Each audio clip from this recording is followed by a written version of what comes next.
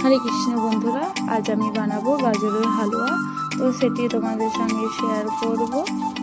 তো প্রথমে কড়াই বসিয়ে ঘি দিয়ে দিয়েছি। ঘিটা গরম হয়ে আসলে গাজরটা দিয়ে দেবো। গাজরটা আমি প্রথমে গ্রেট করে রেখেছিলাম।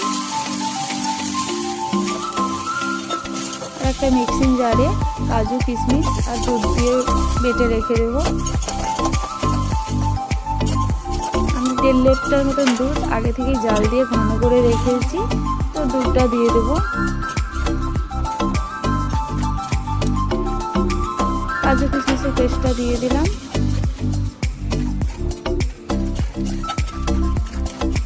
এবার স্বাদ মতো চিনিটাও দিয়ে দিলাম।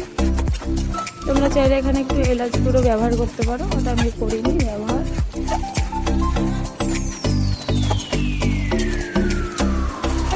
তো আমার হয়ে এসেছে গাজরের হালুয়া। যদি তোমাদের ভিডিওটি ভালো লেগে থাকে, লাইক, কমেন্ট অ্যান্ড শেয়ার করো। Thank you.